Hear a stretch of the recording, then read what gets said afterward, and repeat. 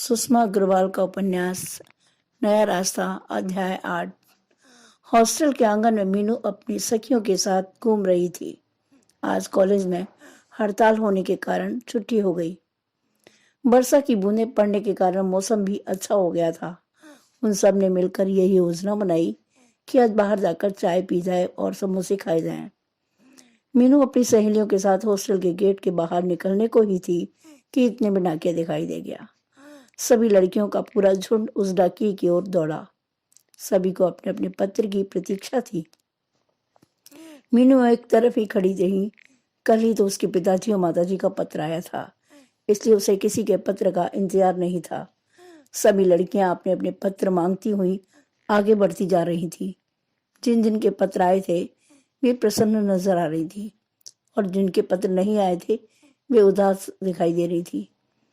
मीनू की सहेली माया उधर से उदास लौट रही थी।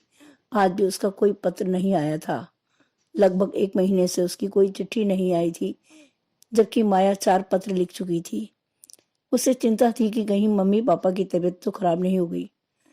मीनू माया की परेशानी भली भांति समझ रही थी। वह जानती थी कि बाहर हॉस्टल में माता पिता से अलग रहकर सिर्फ चिट्ठियां ही तो एकमात्र सहारा रह जाती हैं। माया को प्रसन्न करने के लिए मीनू ने चुटकुले सुनाने शुरू कर दिए। उसके मजाक भरे चुटकुले व बातें सुनकर माया के चेहरे पर हंसी आई। अभी वे सभी सखियां बाहर जाकर चाय समोसे के बारे में सोच ही रही थी कि इतने में वर्षा की बूंदें तेज हो गई। वर्षा में बाहर निकलना उन सब ने ठीक न समझा। तभी उन्होंने कैंटीन के नौकर को बुलाकर उससे हॉस्टल के बाहर वाली कैंटीन से चाय व समोसे मंगवाए। सभी लड़कियां बरामदे में बैठ गई। अब इंतजार था चाय व समोसे का। सभी की निगाहें गेट की ओर थी कि कब नौकर चाय समोसे लेकर आएगा।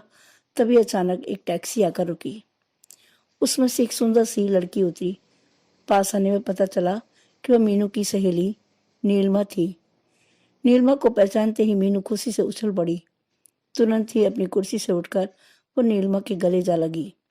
आज कितने दिनों के बाद वह अपनी प्यारी सखी से मिली थी। इतने में ही नौकर चाय समोसे लेकर आया। चाय समोसे देखकर नीलिमा बोल पड़ी, अरे वाह, ऐसे मौसम में चाय समोसे, बस मजा आ गया।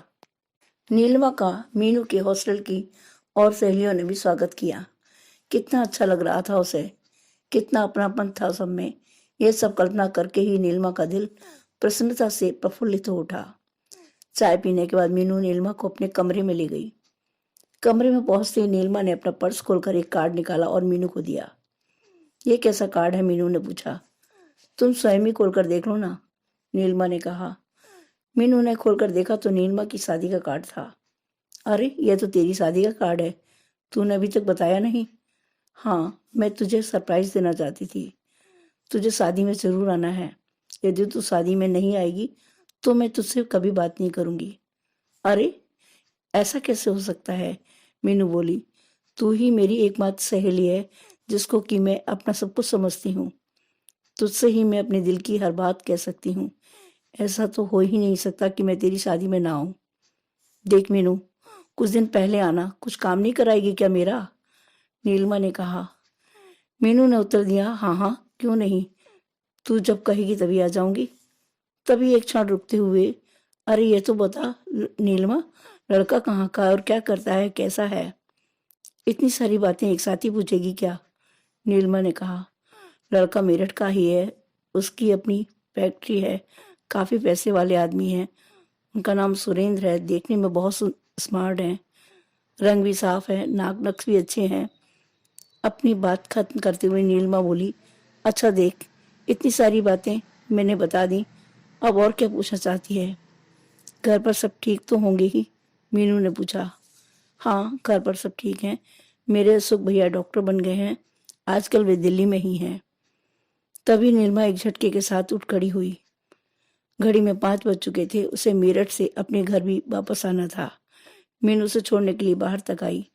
चलते चलते ही भी नीलिमा उससे वादा करा कर गई थी कि उसे शादी में जरूर आना है।